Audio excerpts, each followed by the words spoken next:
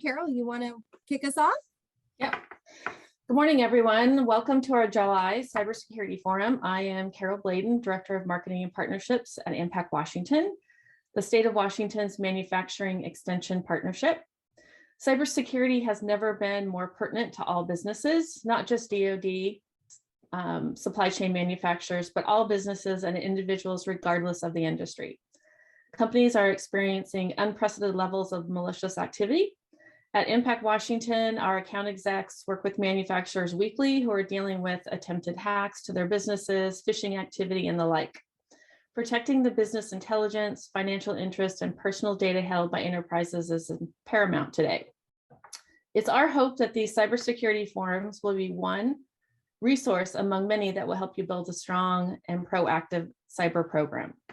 Our goal has always been to build a community connecting manufacturers and businesses with cyber experts, as well as economic development partners and other community-based resources. We want to establish a dialogue offering you the ability to ask, get answers for your questions on the current state of cyber.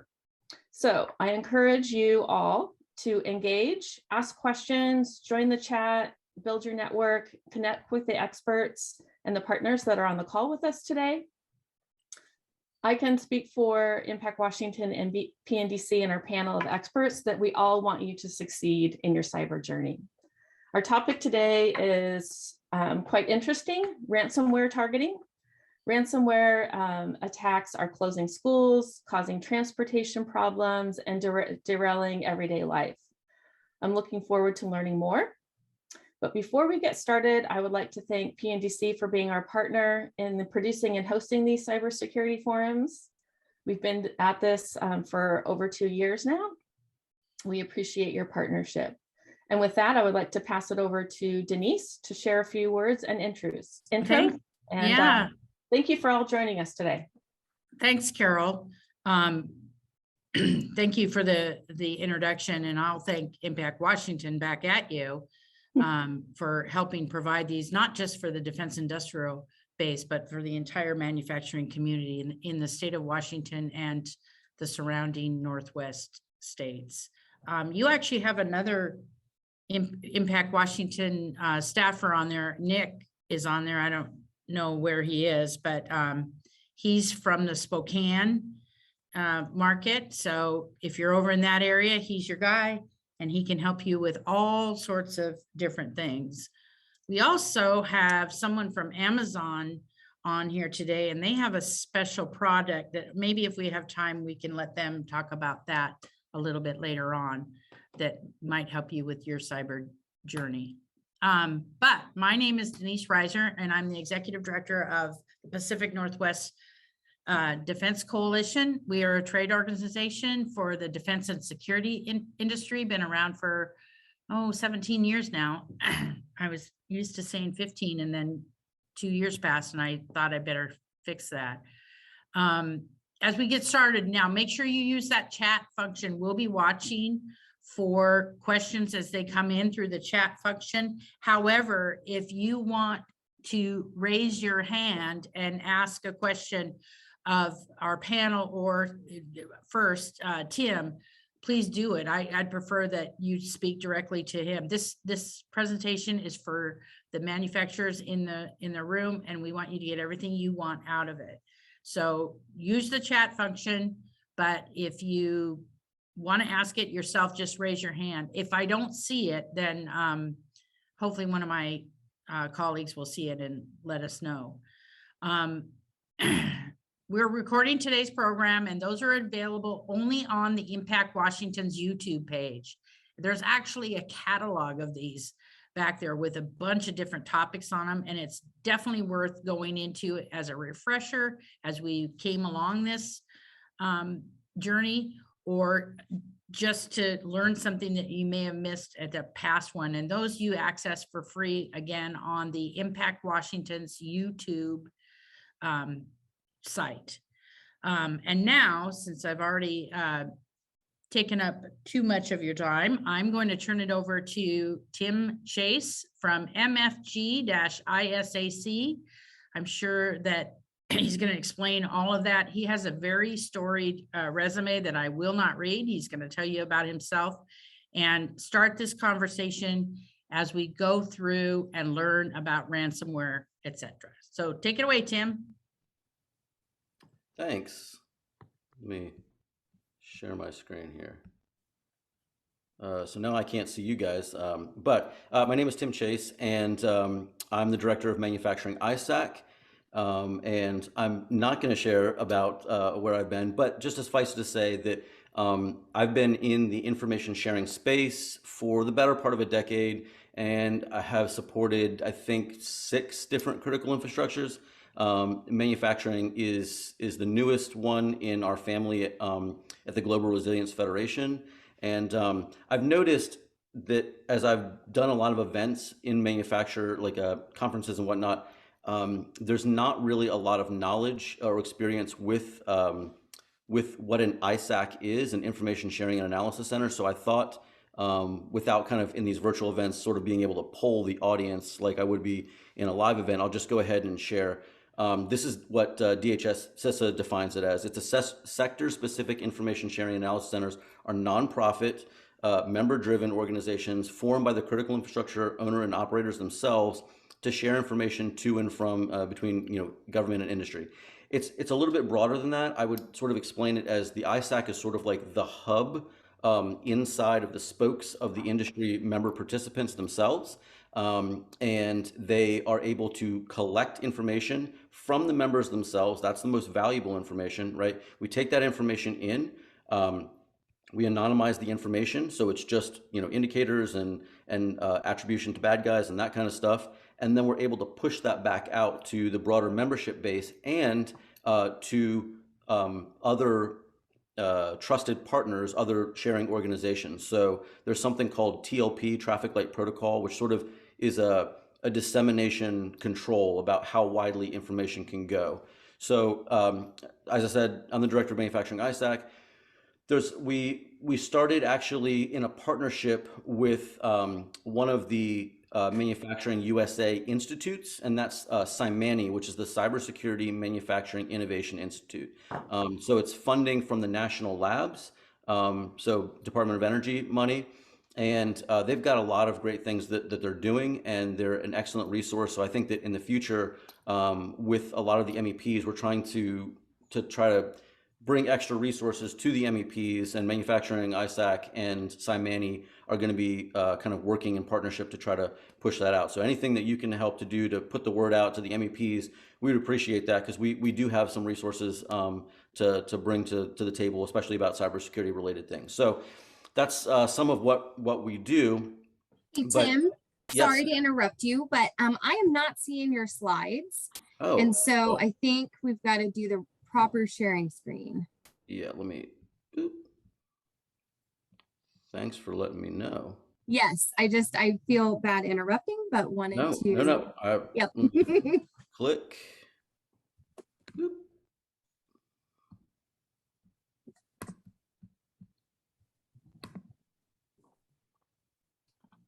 Perfect. Okay. So for Manufacturing ISAC specifically, as I said, we are one organization, one ISAC, one information sharing community among many inside of this circle. Our parent company is the Global Resilience Federation. And so just a little backstory on that. So I started working for the Financial Services Information Sharing and Analysis Center, or FS-ISAC, for those who may know something about ISACs. So they were one of the earliest to kind of get started and were sort of farther ahead technologically, had a lot more staffing and analysts that I was a part of. So I started in their SOC, but I got quickly moved to this internal business unit called Sector Services. And Sector Services essentially was this place where we both grew organically information sharing communities that there wasn't one that needed one, but also helped to support contracts where other organizations that needed to have an information sharing community, they didn't really know how to start it. They didn't know what they needed to do. And so we sort of provided analytical support, other services. This internal business unit kept growing and growing. And eventually, several years ago, the FS-ISAC board told us, hey, you're doing a great job, but it doesn't actually fit our nonprofit charter to help the financial services industry. And so they spun that business unit out, and that's what GRF is now. And so you can see some of the organizations that we help support, own, operate, provide some sort of service to in there. So there's other ones in there that are specifically kind of OT focused. Some of those are OT-ISAC, which is a GRF community in Singapore, but they do a lot of work with the OEMs themselves. ONG-ISAC, the oil and natural gas ISAC, space ISAC, auto ISAC, EASE, which is the Energy Analytics Security Exchange. It's mainly utilities. So those are some of the ones, DNG ISAC, downstream natural gas, some of the ones that we work with that have a more operational technology focus. So I'll go ahead and move on. So basically, the bottom line is it's rough out there in the cybersecurity world. But I want to tell you, it's worse for manufacturing. So cybersecurity threats continue to go up. I mean, not only because of the number of users that are kind of the endpoints are expanding, but also the platforms and programs that we use are expanding, and therefore the vulnerabilities expand exponentially as well.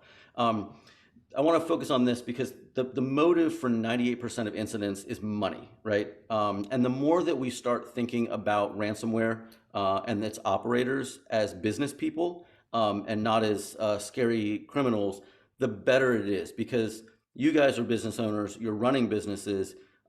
It's helpful to think about it as a business because it makes the targeting and the dollars and cents aspect a little bit easier to understand. So it gets worse because of all of the incidents worldwide, the US is the most targeted country in the world.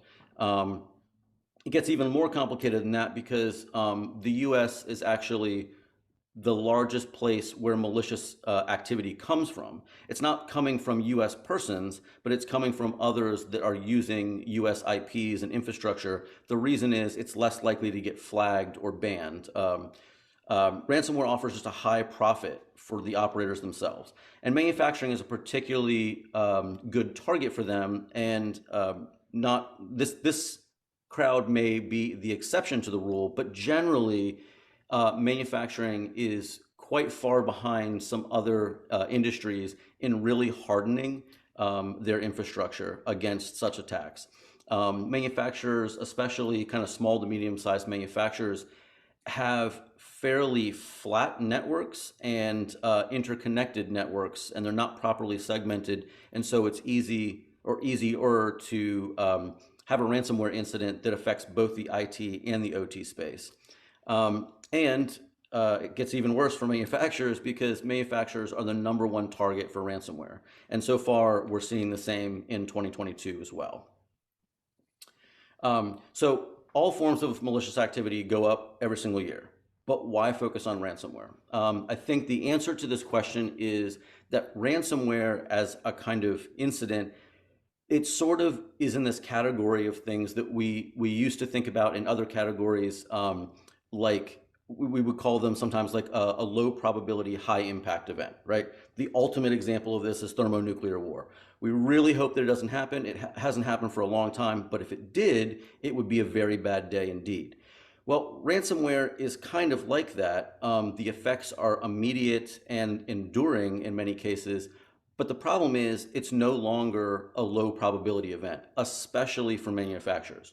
So that's really the important takeaway is that most of the time I'm telling people in sectors that I support that they're not special, that most of this stuff is commodity malware. We all see it, which is why being involved in communities that have broad visibility across industry verticals is important, because it doesn't matter if it's commodity malware. If the banking sector sees it first, or law firms see it first, or the healthcare sector sees it first, you're going to see it eventually. So having a broad visibility is important. But with ransomware in particular, ransomware operators are looking for manufacturing for all the reasons I've just stated, because and for another one. So they're a fairly easy target, but another reason is this. Ransomware operators have learned some lessons. As I said, they're business operators. They don't want to hit critical infrastructure that is critical enough that it is really going to put them in the crosshairs of national governments. So they don't want to do Colonial Pipeline, right? But underneath that, they still want to look for and attack to target critical infrastructure that is operationally focused. And the reason is that operationally focused organizations, their tolerance for downtime is very low, right? If you run an insurance company and you have a ransomware incident and you're not able to get to your records for a week, you may have to send out an email to your customer saying, hey, we're having a little bit of a situation here. You won't have access to your customer portal for the next week or so, and you can work on that, and it probably is not going to kill you. But for manufacturers and for other operational technology kind of centric businesses, the downtime is very, very costly, and sometimes it's a cost that they can't bear. So for nerds like me, we look forward to every single year the Verizon DBR, or it's the data breach report and investigation report. And this year, actually, all of the GRF communities actually participated with Verizon in that as well. So we get a cool little thank you at the end of the DBR report. So, but manufacturing, they break it down. They have excellent graphs. They do a lot of analytics with it. But so if you haven't seen one, go start looking at the Verizon reports, because they do an excellent job of categorizing all types of breaches, and so where they're coming from, what the motivations are, what the industry vertical is that's targeted. It's a really excellent report. But in manufacturing, you can see in this that patterns year over year. So basically, year over year, there's it's going up. 3 years, it's going up. 5 years, over 5 years, it's going up. So the only thing that's less is social engineering. Okay, so web application attacks and system intrusions are all going up. Social engineering is not. But let me explain why I think that that's not really that relevant, and actually kind of proves what I'm trying to say, is that social engineering is necessary as a tool to get into a system when a threat actor lacks the technical capability to do that. But there's no need to socially engineer people if the front and back door are open. You can just walk in. And so I think that that's what explains the social engineering. They're not using that because it's not necessary. There's enough vulnerabilities. There's enough just bad network segmentation, so that it's just easier for them to walk in the front door. So that's why that's not important. But the point is, the trend is going up. These graphs here, they're actually normally from a TLP Amber report, but I thought maybe if I just did a screen grab of some of those and put them in, we could call it TLP white-ish. So at GRF and all of our GRF communities, we put out a weekly ransomware report. It is a pretty well regarded report within many industries that we support. It's very labor intensive. We may be able at some point to automate some of this, but it's very hard to. So what it requires our analysts to do is actually go out to the dark web on the leak sites of all of the ransomware operators, so that when a ransomware infects a company, one of the ways that they let everyone know and put pressure is to have a leak site where they explain, this is the company that we hit. Here's their logo, here's what they do, and then they're going to provide some teaser information to say, I can prove that I was in their system because this is, we got this from their system. So our analysts go out and they have to scrape all this information from the leak sites themselves. And it is very labor intensive. And then we also have to go out and verify the breach. We have to go and we categorize each business. And this allows us to do a lot of trend analysis over time, just like the Verizon report, but it's a little bit more granular because it gets down to individual companies. We will list the companies that we've scraped, and then we categorize them by their industry vertical. And what I'm here to tell you is that manufacturing is usually the #1 targeted every single week sector. It's even worse than that because other companies that that are targeted are sometimes put in other industries. So, for instance, I was looking at 2 weeks ago's report to grab these, and one of them was definitely a manufacturer, but they were manufacturing for a different industry vertical, and so they were put in that vertical. But I would still put them into manufacturing. So let's say that they were manufacturing medical devices. They were put in the healthcare sector versus manufacturing, but I would say it's still a manufacturer. So manufacturing is being targeted extensively. So these reports, though, they just prove the point that manufacturing is being uniquely targeted for all the reasons that I've just said.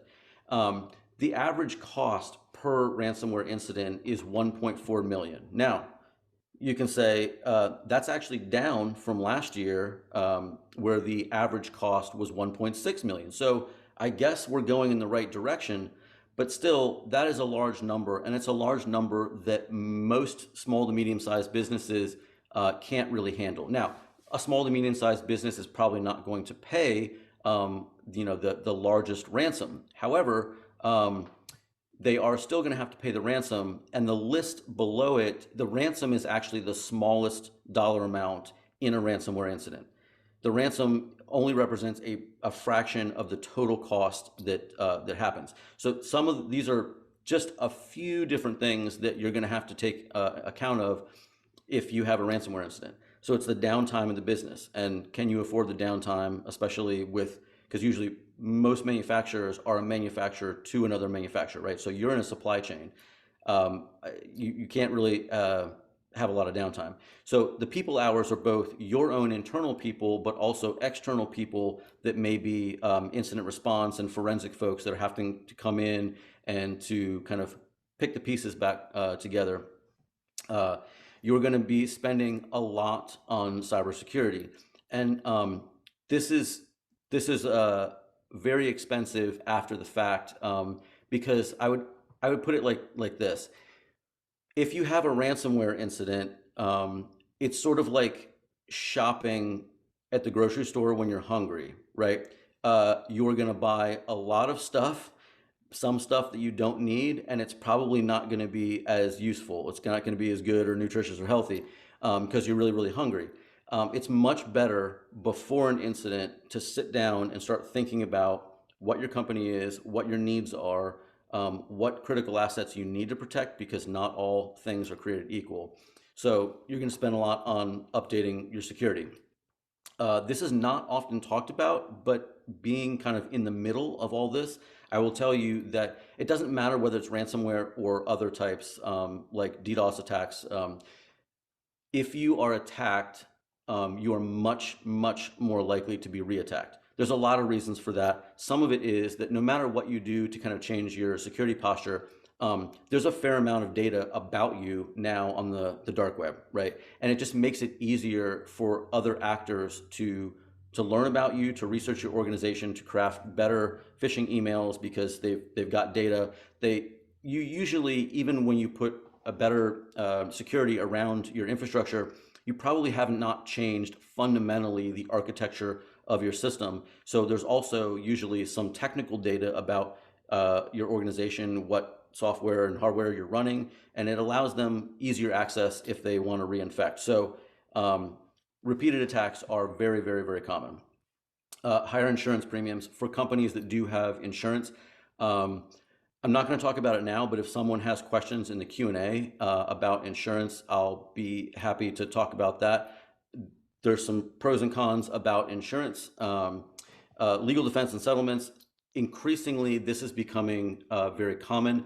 A lot of this is being litigated right now. We're sort of at the beginning stages of trying to understand like the limits of liability and sort of what reasonable standards are about this. But increasingly, this is kind of baked in to contracts that companies are writing with their third-party vendors, right? So there might be sort of like a duty of care, and if that is breached, then they might be liable. So most importantly, loss of reputation and loss of business. If you are down for any length of time, obviously your suppliers are going to have to go elsewhere to sell, and your customers are going to have to go elsewhere to buy. And you may not be able to get back into that loop. And also, there is a strong consensus about not wanting to work with companies after a major data breach or ransomware incident. So as an example of a company, USA Structures of America, United Structures of America, I think their headquarters was in Houston, but they have locations, or they had locations across the company. They had roughly 400-ish employees. They were around 100 million in revenue. I don't know, I could not find the variant that attacked them. They actually, in their filing for Chapter 11, just cited adverse business conditions that were unforeseen is like the explanation about why they were going bankrupt. They did pay the ransom, but what I want to also make clear is, if this is not clear, I am decidedly on the prevention versus cure side. So it's much, much better to be prepared for an incident beforehand. One of the reasons is, no matter how you feel about paying a ransom or not, depending on the ransomware operators, the way that they actually go about encrypting the data, very often they can do damage to the files themselves, so that even if you pay the ransom and even if they give you the encryption key, you may not actually be able to get a lot of files back. And usually the ones that break are the most important ones that are sort of back end server, and like kind of your mainframe. If to put that in perspective for folks going back a ways, it's usually systems that run other systems that break, which means that it extends out the number of files and type of files that are not able to be recovered. The company basically went bankrupt within 6 months, and it's not as common for companies to go bankrupt, but it's not uncommon either. So I would say that especially in that small to medium size, they just can't absorb the shock, and especially in that kind of manufacturing, it's too much. So what do? Well, we do a lot of boring stuff. And as I said, I'm definitely in the prevention versus cure. So number one, I would have a security assessment performed. And there's a lot of people and a lot of different dollar ranges, and that we can discuss about what that looks like. But basically, the premise is having someone outside of your organization come in and just look at the organization. What type of organization do you do? What type of work do you do? And what are the threats that you would likely face? Help you to sort of rack and stack your infrastructure in terms of like what needs to be protected and at what level versus other things. Because as I said before, not all data, not all hardware, not all processes is valuable, right? So you do have some crown jewels. You need to put protections around that. Number two, after that, is basic like network segmentation. As I said, most manufacturing, especially in that small to medium sized space, which represents most manufacturing in the US, the networks are fairly flat. They're fairly porous. There's not a lot of separation between their IT infrastructure, their kind of enterprise IT, and their manufacturing and OT environments. And so that needs to be definitely separated. And there needs to be protections specifically around terminals that have access into the operation side.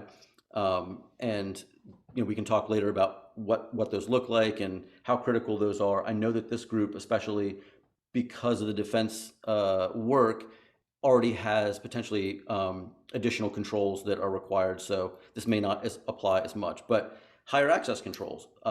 You would be surprised how many organizations don't really restrict administrative access on their networks and on the endpoints themselves, which is just a problem for malware in general, not just ransomware. Because when a threat actor gets on, a phishing email or something, gets into an individual person, right, will say that it's on Steve's machine. Well, Steve can work anywhere in the company, but if Steve is not like the admin, the overall IT admin or security engineer, he shouldn't really have necessarily administrative rights even to his own machine.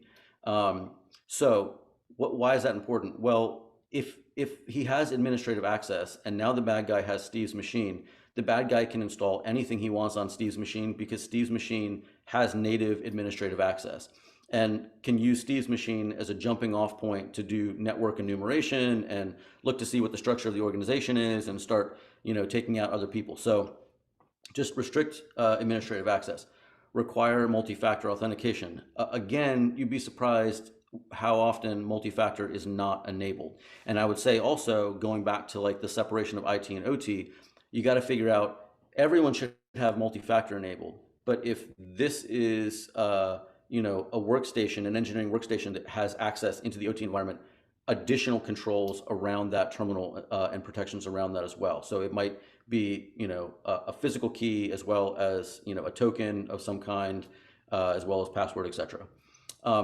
This is really, really huge, and I know that Impact Washington and PDMC and like a lot of others are really we're working together to try to push this. But workforce training is important because as much as I've talked about the technical side about like how bad guys are using sort of an open front door from a technical standpoint, vulnerabilities or others. Human beings are sort of the weakest link because we can improve the technical stuff to a fairly high degree, and we can do it fairly quickly in some ways. But people, though, are sort of the trusted entities that are the weak link.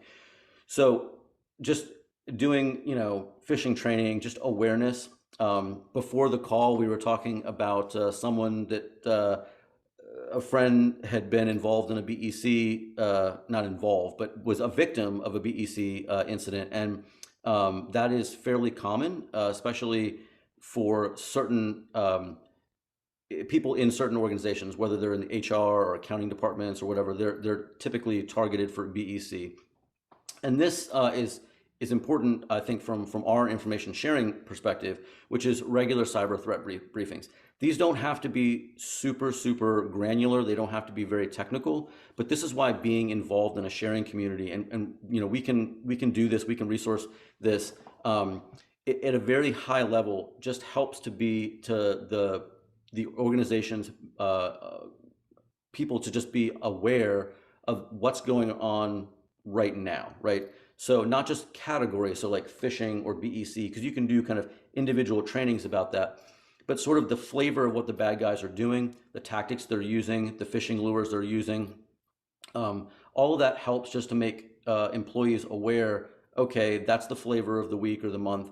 I'm going to make sure that I'm on guard for that. So that's really, really helpful, I've found. And it also provides a regular cadence to keep employees sort of that cybersecurity piece kind of top of mind when those kind of threat briefings and whatever happen.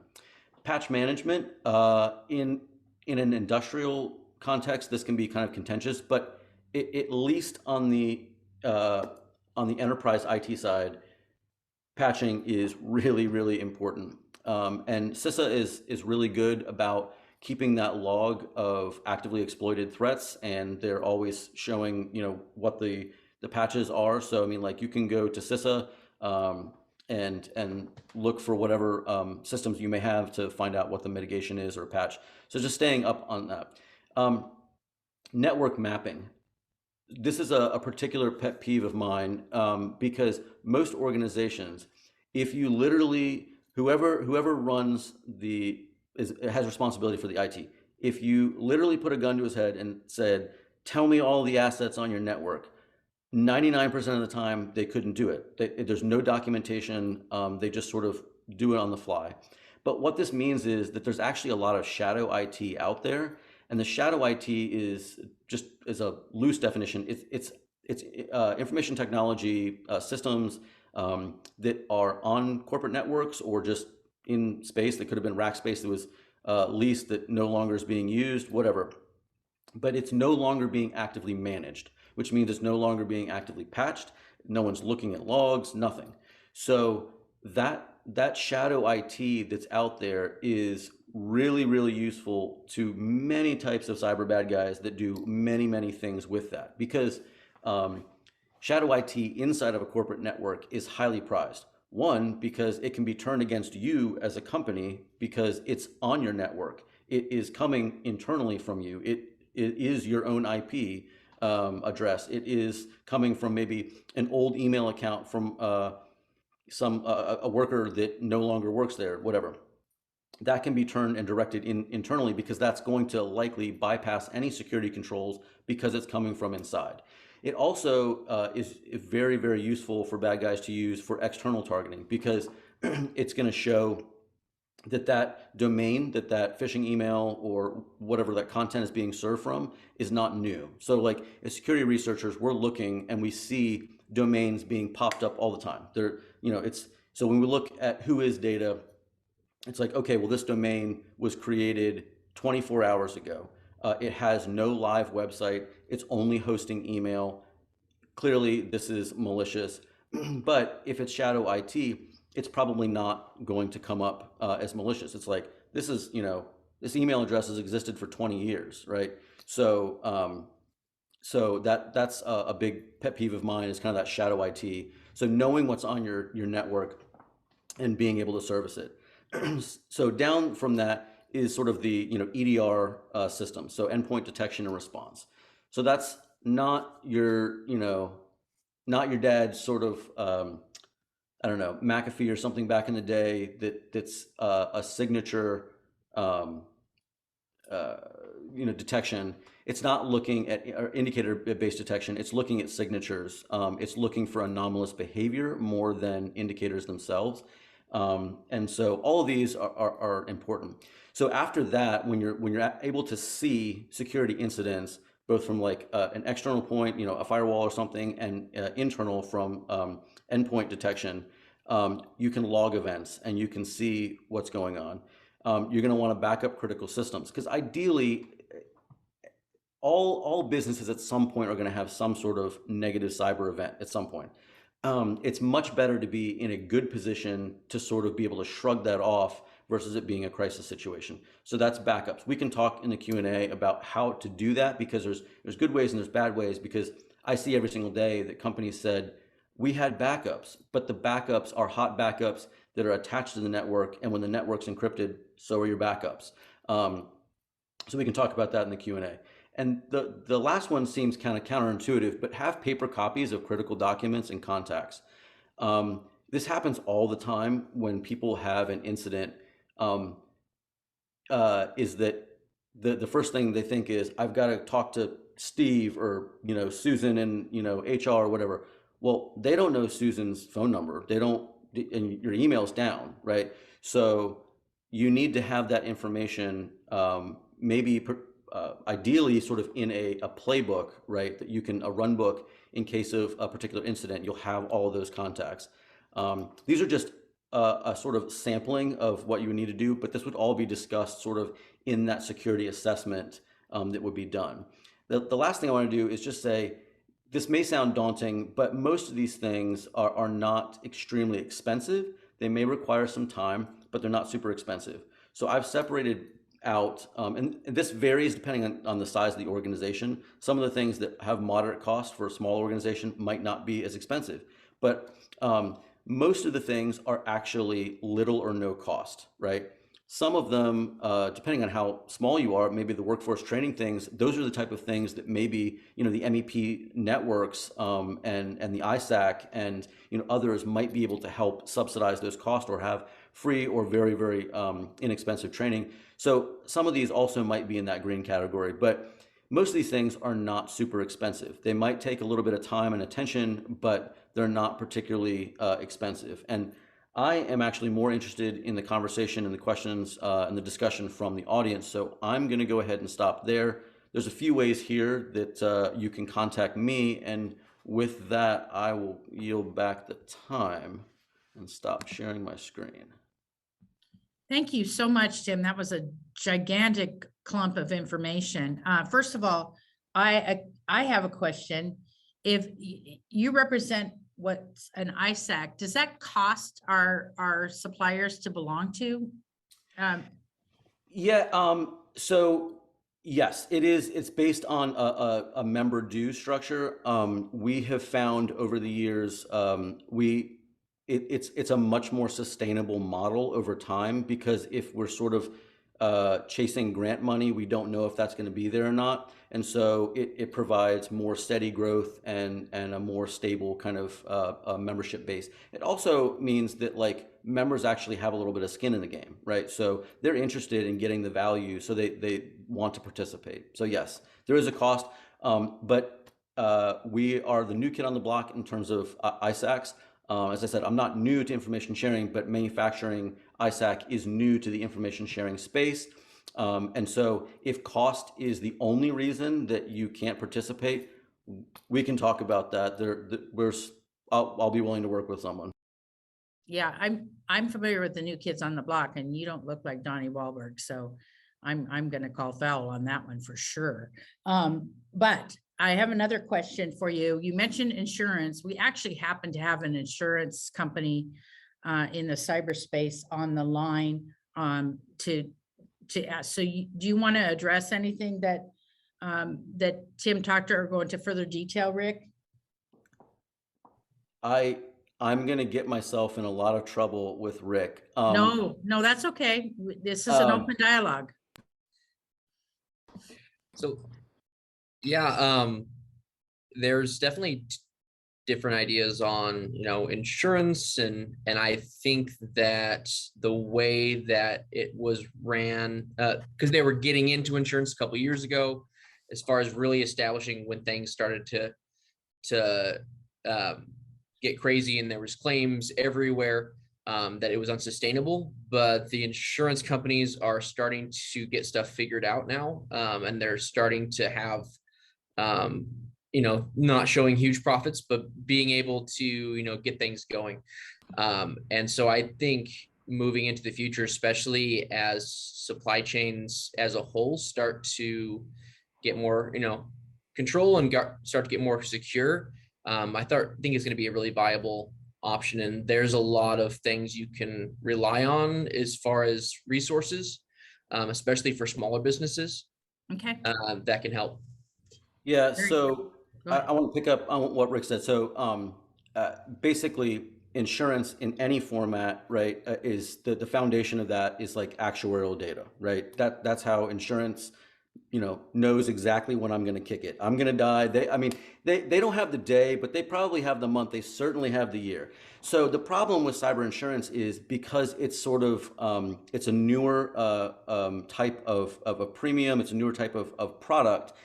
They don't have a lot of data, and so there was a lot of policies that were written not knowing exactly what Rick was saying, the liabilities were going to be, and then all of a sudden people were getting pwned, and they're saying, hey, I've got a cyber insurance policy, and the insurers were having to pay that, and that was bad for the insurers for their bottom line.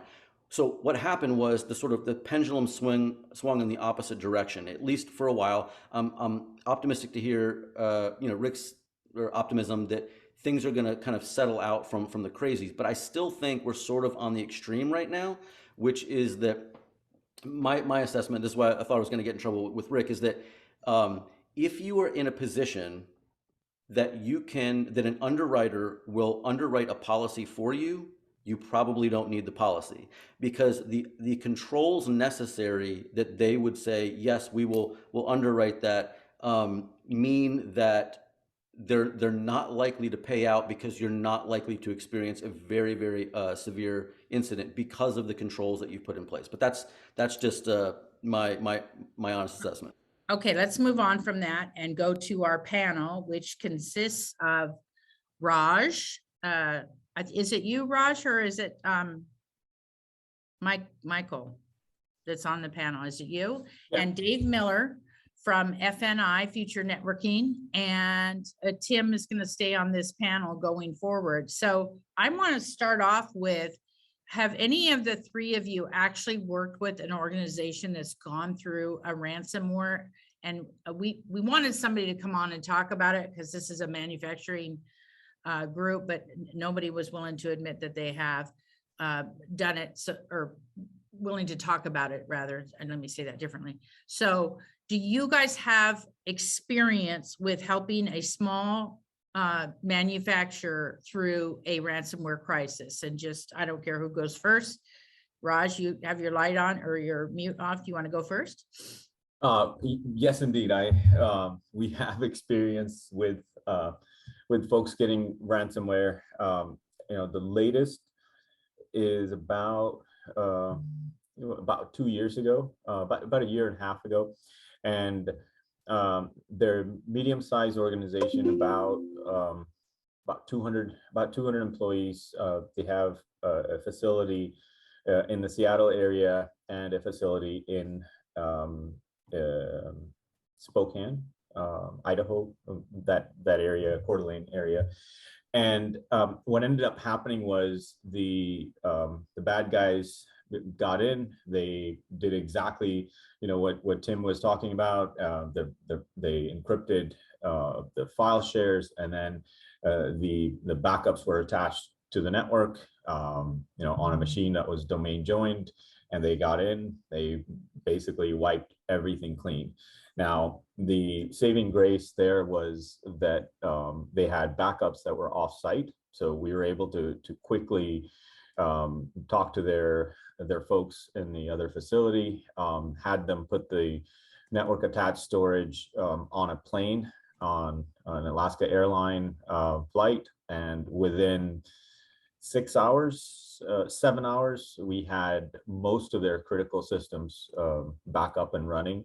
And then within 24 hours, I believe 90% of their infrastructure, their servers, their shares were back up and running. But that it does not happen to most people. Every encounter that we've had, we've always advised not to pay the ransom, because we strongly believe in our backup process, and making sure that there's layers and layers of protections, and not just with the systems, but you also want to make sure that your backups are protected. So we learned a lot of lessons throughout the years, and that was another one where every client we have now, their backups are completely segregated from their network. They're not domain joined. We make sure that all of that happens proactively, so that way you don't have to deal with this. But it was a really nasty situation that ended up actually working out really well. And we did a case study on that, and we ended up turning that into their disaster recovery process. So they actually could prove that they could run their business in case there was a disaster. They could be up and running with everything being gone at that time. So we have a couple of other incidents that weren't really that pleasant to work with. However, we still were able to get them back up and running with most of their data restored. But the issue here is you want to make sure that you're following those processes ahead of time, before you get compromised, because after the fact it's too late. And if your backups are gone, it's nearly impossible to restore from. Okay, any Dave, you must have a comment on that. Well, I think you guys, Raj, did a very good job as far as how you were able to transport that data and get it recovered. We've had a couple of experiences, essentially companies coming to us after the fact of them having been ransomed, and they were going through the process. And essentially it is about the backup and recovery aspect of it. How they backed up is the primary aspect. Once their data is completely encrypted across a network, if they had a hot backup, then and they don't have any additional backup, then they are very much in trouble. if they have had a backup where that did not get on the encryption, or the encryption didn't get on the backup, they're much better off. We had one client after the fact that they had 30 days of backup. And so the crooks were on their network for 30 days. And on the 31st day, they basically initiated the ransomware. So although they had 30 days going back, every day in the past had been encrypted. So that was one lesson that they learned and that we discovered after the fact. So the one thing to know is that depending on the type of organization that is attacking you, there's different levels.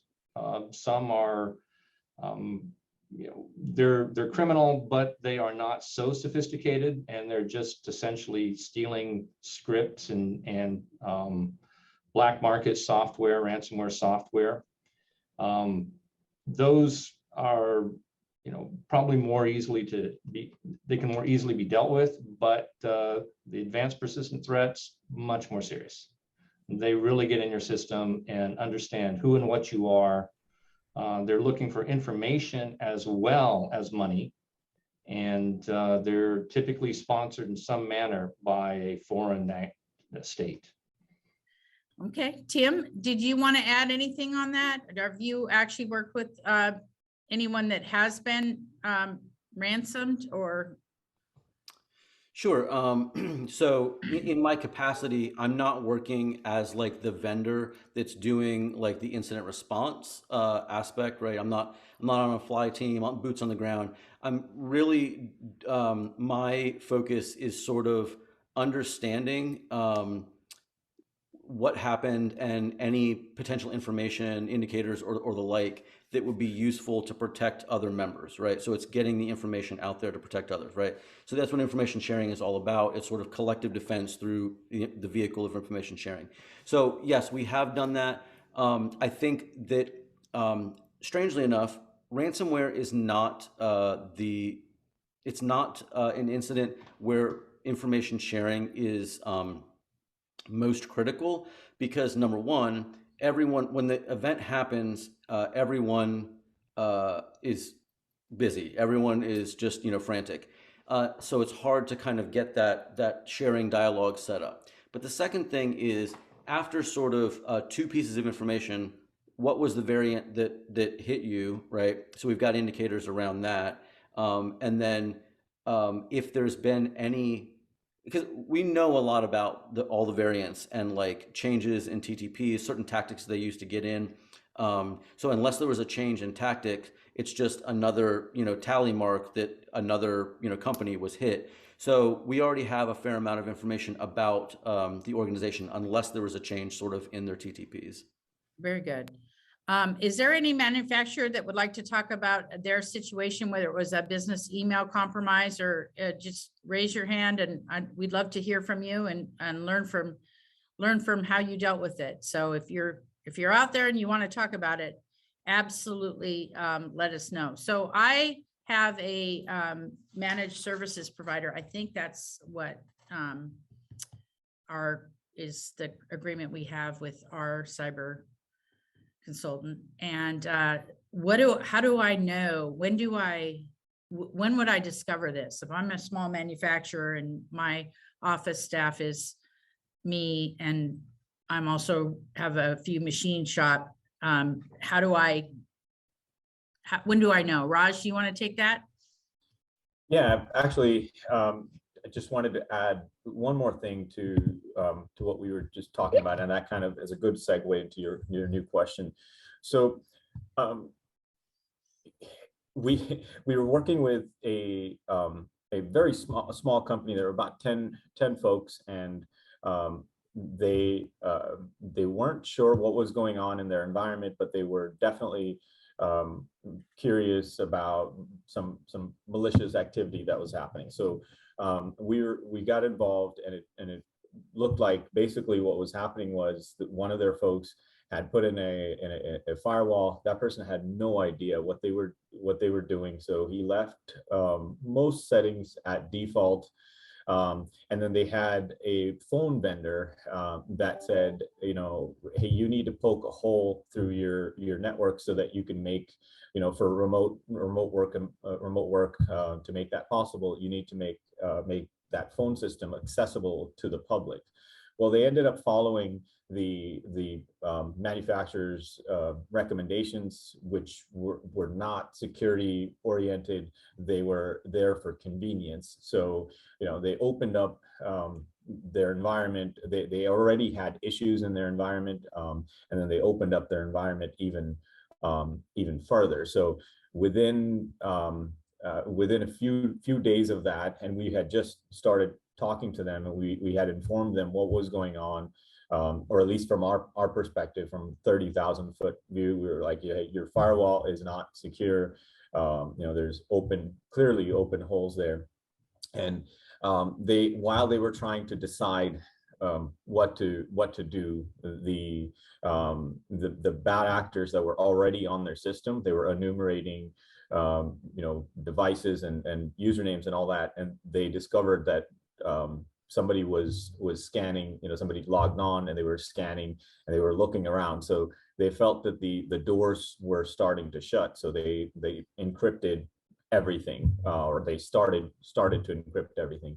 Well, we hadn't even gotten through our assessment, and they basically, their backups were the owner of the company took a USB drive home with them, or it was in her car, and she would swap them out every now and then, but they had never tested their backups. Luckily, we were able to restore some of their data, but most of their data had not. We were not able to recover most of the data, just because they had, at some point, they had moved the data to a different place, and then they forgot to adjust their backup schedule and their backup locations. And you know, it was a huge lesson learned for this organization, because they lost years of data.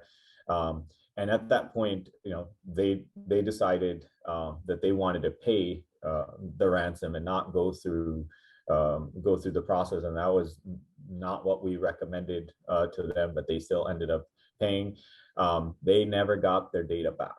So, you know, that's a crapshoot from our perspective. You know, it's like the Somalian pirates from my perspective. You're going to take your chances if you decide to pay ransom, whether they're going to return your data, your possessions or not. That's up to them. And most of the time that is not, that's not the case. But most of the time, to answer your question, Denise, most of the time folks don't know what is going on in their environment, and the bad guys do not want you to know. So they're sitting there silently, making sure that they know where the data is, they know where the backups are. And I don't know the statistics offhand, but I'm sure one of the insurance folks, Rick, can chime in. But it takes months and months before you actually know that something is wrong. And by the time you find out, it's most likely too late, because it's in their best interest to be as silent, as stealth as possible, so that they can create as much chaos in your environment as much, and cause as much damage as they can. So most of the time you do not know, and the best protections here are being on the offense, having almost exactly what Tim was talking about earlier, having all these protections in place. So when I'm working with folks on what it takes, they're usually overwhelmed, because it's the list is huge on things that you need to implement in order to prevent these things. But there is no one thing you can pick from there. You can't just say, well, I have backups and I'm good. That is not good enough anymore. First of all, yes, you may have backups and you restore backups on a monthly basis, and you know that it takes you X number of hours and you're going to get X amount of data back. But what happens, in the meantime, what happens if your organization is down for 2 days while you're trying to restore data? Who's working with your customers? How are you processing orders? How does all that that work? What do your employees do while you've got no systems up and running? And how do you reconcile the data that is missing? How do you work through that? So these are things that business owners need to think about, business operators need to think about, because it's not just about preventing once you find out, a cleanup. It's more about preventing so that way it does not happen in the future. Okay. So Tim, I had a question about your data that when you talked about, you said the cyber attacks, I think you said they were going down somewhat. Is that a result of people being more cautious and there's a greater awareness in the manufacturing community, or what do you attribute that to? I think I don't remember what you said earlier, but that's interesting to me. So that was from the Verizon DIBR. So the breach investigation report. But that was about the fact that in manufacturing, social engineering as a tool for a breach has gone down. And I was explaining that, saying that breaches haven't gone down. Ransomware certainly is not going down in terms of targeting manufacturing. It's just that, as I was trying to explain, that the social engineering is really not as needed as a tactic to attack most manufacturers, because if the front and back door are open, you don't have to con someone into trying to let you in, right? So that's why, as a tactic, that's gone down over time. Okay. Okay. So you're saying the number of cases is actually increasing, is I think what you said. Yep. So Yeah. I think one of the most recent reports, this is IBM's X-Force, that basically, when it comes to manufacturing, about 1 in 4, so about 25% of incidents for manufacturing are ransomware. So that's a really startling number. And that's also kind of pointing to the fact that, as I was saying, the effects of ransomware are kind of like those, high impact but low probability events. But the problem is we've taken out the low probability; they're just high impact events. So you're going to get popped eventually. Tim, I have a question. Can you confirm that although social engineering is less compared to other industries, that it is still the majority, in the majority of cases, that social engineering is used in manufacturing to deliver payloads, ransomware payloads? So that's a great question, because we would have to drill down a little bit on the methodology, right? So if we would consider like phishing or something as social engineering versus some other form, it is still used. I can't tell you whether or not it's the most used, but phishing still is accounts for a large event. I also know that, and I don't know why the statistic just popped in my head, but in that IBM X-Force report on ransomware in manufacturing, they also said that 44% of incidents had some additional communication. So it could have also been a vishing or something else where they're making contact from different communication methodologies as well. So I guess that would also have some social engineering aspects as well. Okay. Very good. Go ahead. Excuse me. We've seen the cases that we've been involved with. It's been social engineering, or a malicious actor has gotten administrative access, and that has been through some type of social engineering. And going back to what Raj was mentioning, as far as the amount of time that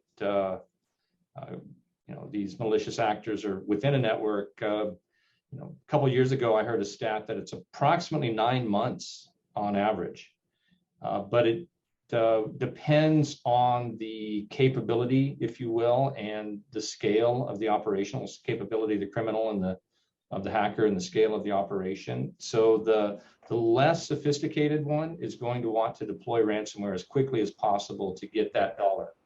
Yeah. So this is probably a good point to explain to the audience if you're not as familiar. There's sort of been 3 different waves of ransomware. So ransomware like 1.0 is like you go into the environment, you encrypt the environment, you send them a ransom note, they pay or they don't pay, you get a key. Now we have kind of ransomware 2.0, which is sometimes referred to as double extortion, right? Which is I've not only encrypted your environment, but I've stolen a whole bunch of data, and I'm going to threaten to release it to the public, you know, to your competitors, to whoever, right? If you don't pay. So it's an extra incentive to pay.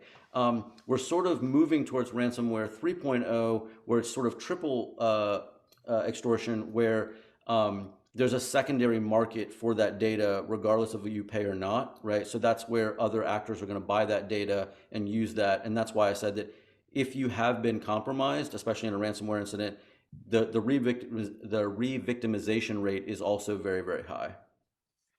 Very good.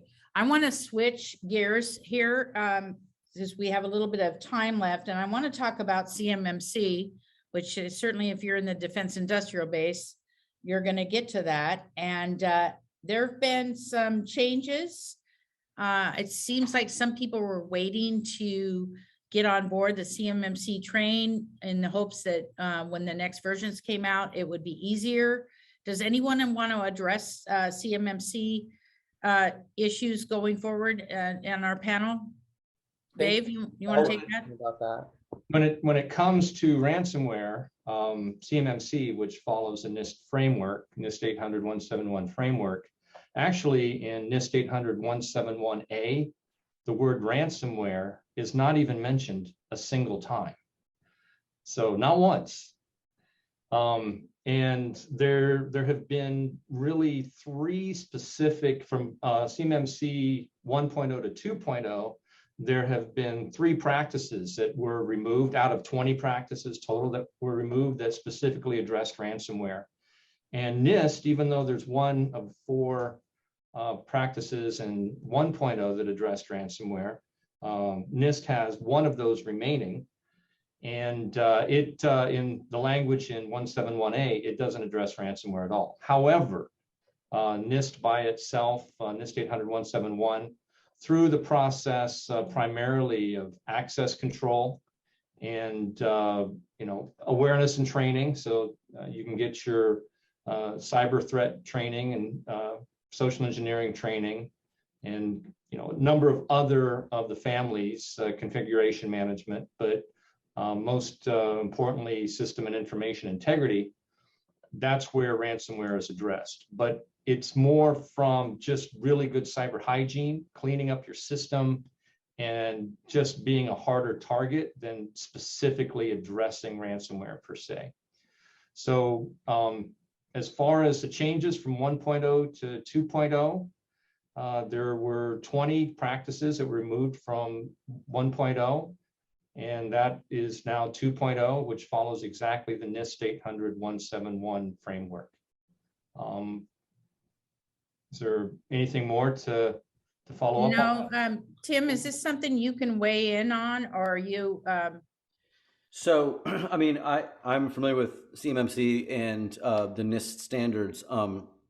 I think the way that we work through this is sort of creating those categories and helping to try to engage with a member to see where they are on that kind of security maturity journey.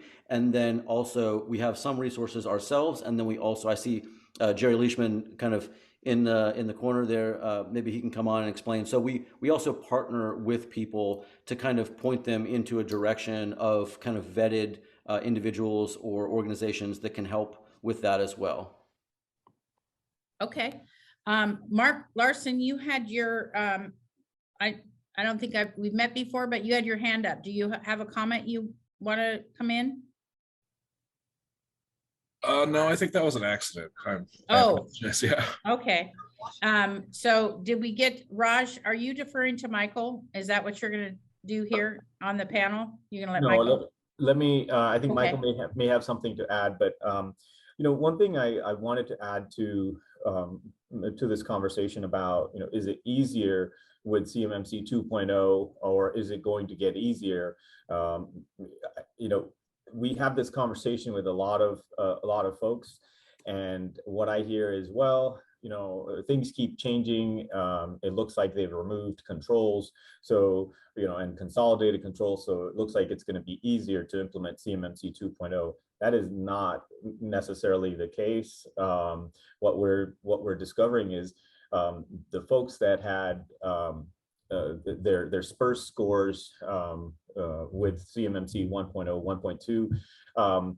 We actually, when we scored them using a CMMC 2.0 standard, they actually scored lower because the controls have a lot of clarifying objectives now, and those objectives are very, very specific in what they're looking for, versus before there was a lot of well, this is what this control means, so I think this is what they meant. They've gotten very, very specific in what they're looking for, what kind of assessment methodology you're going to use, and all of that. So it is not easier to implement CMMC 2.0 in any way. It's still a lot of work, still has layers and layers of protections.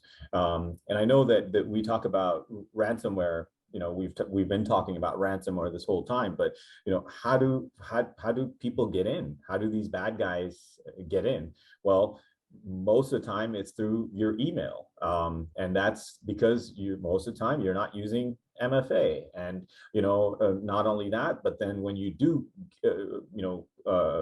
find a link in your email, well, is your antivirus doing something? Are you using an old antivirus, or are you using endpoint detection and response? So there's a lot of things that go into providing protections for your organization. But CMMC 2.0 is no easier to implement than the previous versions, that's for sure. Okay, and I want to go to Jerry Leishman, but I do know that Oregon, Business Oregon, and Washington Commerce, you can use step grants.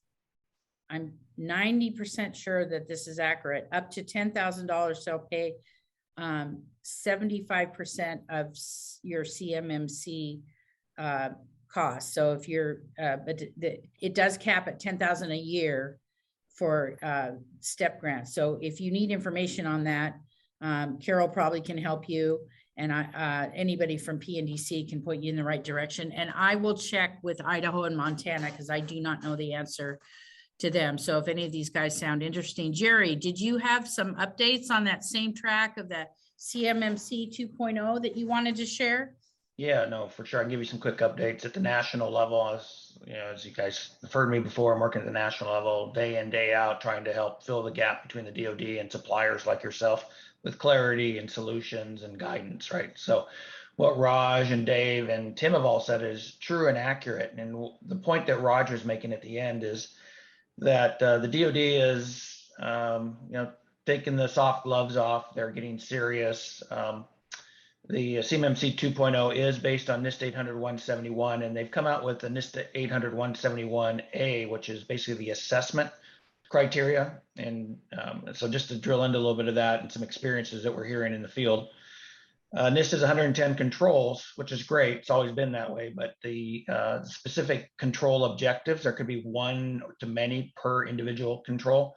There's really 340 requirements. If you read through all that roll up into those 110 controls. For example, access control may have, I think, 9 different requirements. So you're really looking at 340 requirements that you're going to be assessed on if you're a level 2. Again, I'm talking about a level 2. If you're level 1, you've got to do the FAR, the 17 controls. So this specifically is level 2.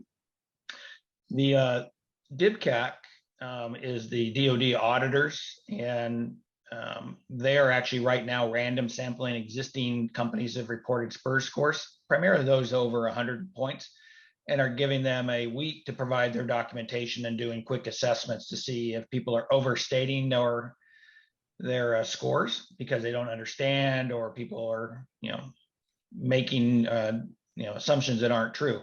So in effect, DIBCAC is kind of random sampling, auditing folks that have reported SPURS score that seem unreasonable.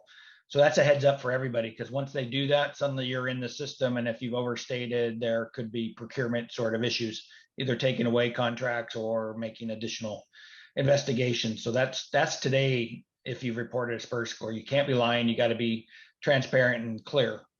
So that's the point number one I wanted to say. That's unrelated to CMMC 2.0 and the certification, but it's a step in that direction. So that's happening today. On the CMMC 2.0 side, some of the existing auditors that are coming through, there's about 8 of them now that have been certified by DIBCAC. Some of those are on some of the national teams I'm working with. The DIBCAC team is coming down and going down to the control objective level. So they're looking at the 340 controls and ensuring that, you know, the documentation aligns with the tools and that it's secure end to end. So the rigor that Raj was talking about is absolutely true. It is difficult even for the auditors to get certified on NIST 171 by DIBCAC. And the goal is those auditors will reflect what DIBCAC's doing to them down to all the OSCs, all the folks on this phone. So setting expectations, it's not an easy lift. It's even going to be harder, like Raj says and Dave says. So you can't wait, and you know it's going to take time. And when it comes to you having a contract on the line and you decide to get going, it's going to take you a little bit more time. And so you may be missing some of those contracts because you've got too much to get done in a short period of time at the level of detail the DoD is looking at. So it really is that business risk to get going now, so you can well be prepared for, you know, getting certified and maintaining or winning new contracts. So just having said that, is it, you know, it's a serious thing. And then the rulemaking that the DoD is changing in the Federal Register, CFR 3248, is targeted to be done in March. And there'll be a 60-day sort of bake-in period. And then the actual RFIs and RFPs coming forward should start in May or June in real contracts. So what are we, about a year away before contracts start coming through? They won't hit them all at once. They'll be prescriptive because we have a limited number of auditors, but they're moving forward probably May of next year. So you got a year to get your act together and get going forward with, you know, folks like Raj and Dave and Tim. You got to get all those things lined up so you're ready to be auditable or audit ready by May if those first contracts come through. And then once you get there, you got to stay there. So then you need your compliance program, ongoing threat intelligence, ongoing monitoring, like what Raj and Dave and the managed service providers will be providing you, or you got to do it all yourself. And obviously that's a big amount of work. So I recommend Raj, Dave, Tim for threat intelligence, because those are all part of your team to get and stay prepared for NIST 171. And what I liked what Dave said is under 1.0, they took 20 controls away, a lot of that around ransomware and ongoing threat. You've still got that issue today with business continuity and criminal actors. So you still can't ignore it. You've got to do that to protect your business. And you have to do the phishing training. You have to do the some of those other controls because that affects your business operations today. So you got to do not only the regulations, but you got to worry about criminals. And the other thing that Rick Rosenberg can share is that, you know, it's now you got to demonstrate cyber hygiene to even get cyber insurance, because you're too risky if you don't. And if you don't get insurance, you know, you're at risk. And then even the financial teams are saying, hey, if you go out of business because you get ransomware within a year, most small businesses, you become a business risk. So I want cyber hygiene when I even get a loan.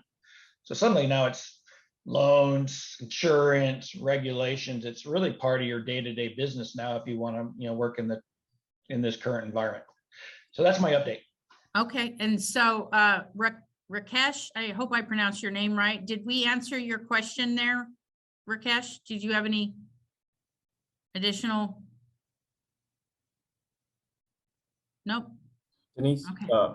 I just wanted to re-emphasize what Jerry mentioned earlier. We talk about, you know, this process as being your journey, you know, your CMMC journey, and that's there's a reason we call it, you know, a journey, because it's not something that we can really do in half a day and in a day of consulting. You know, if you engage us, we can't just come in and start on a Monday and get you, you know, CMMC ready by Friday. It does not work like that.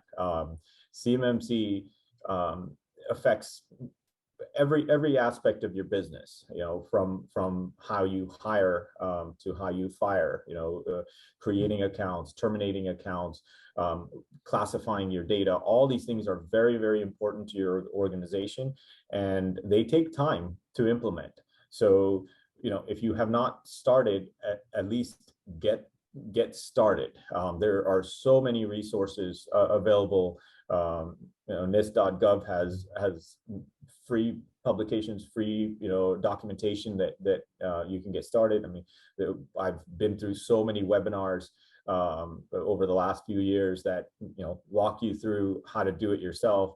But it's important to make sure that you have a third party that you trust that can look at what you're doing and provide a guidance and provide support and direction when needed. But don't be scared. This is something that needs to be, you need to get started. So the sooner you get started, the better it is. And from my perspective, I don't even look at the business side, the sales side of things. I don't, it's not all about looking at, okay, well, what kind of contracts can I get if I'm CMMC certified.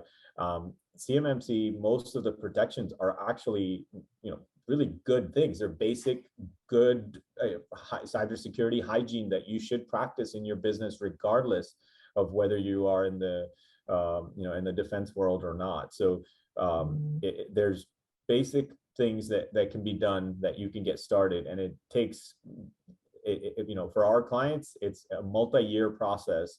Whether you're a small company or a large company, it does not matter, because it takes a long time to put those policies, processes in place, because like I mentioned, it touches every aspect of your business. So, get started as soon as you can. And one thing I'd like to just follow up with and align with Raj is, and Jerry can probably support this as well, is that the CMMC assessment, they're looking not for just box checking, especially those that are going to be getting DIB-CAC audits and whatnot, but then the CMMC certified assessments that will be out in the world, so to speak, for those defense manufacturers that are looking at this for business reasons, because if they don't achieve meeting a CMMC requirement, that they cannot get the contracts. The foundation is a cybersecurity environment. It's not just simply checking boxes. And the NIST protocol, the NIST framework, and CMMC is set up so it's very difficult just to set up an organization from simply box checking. Without that actual behaviors and processes and procedures in place, a company can't pass. It's not possible. So really starting the process, which does take months, if not years, is really necessary. And there is a culture change. It is a shift in overall culture, not just the technical mechanisms in an organization, but how the organization behaves, how the people in the organization behave. That is probably the hardest hurdle to jump over, making that culture change within an organization. So that has to be developed over time. Very and good. then with good quality cyber hygiene and that culture matched with it, that's when those boxes can be checked. Very good. And Tim, I'm going to, as our special guest, I'm going to give you the last word on this. Do you have anything final that you want to say?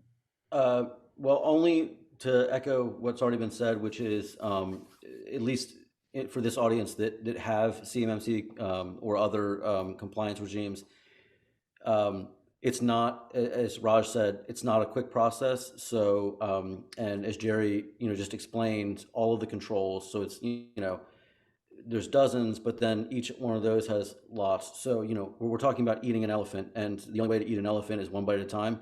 So starting sooner rather than later is a lot better. And I'll be happy to talk with anyone who wants to sort of add some threat intelligence to the mix, or just threat awareness. Our organization contact information was up on the screen, but I'm easy to get in contact with. manufacturingisac.org. And yeah, we would just love to talk with each company to see where they're at in their journey and how we can help. All right. And is it all right to send your slide deck out to this group? Sure. Okay. We always like to ask this. All right. We are just about done. PNDC has a bunch of events coming up. I'm sure. Do you have a slide, Carly? I don't know.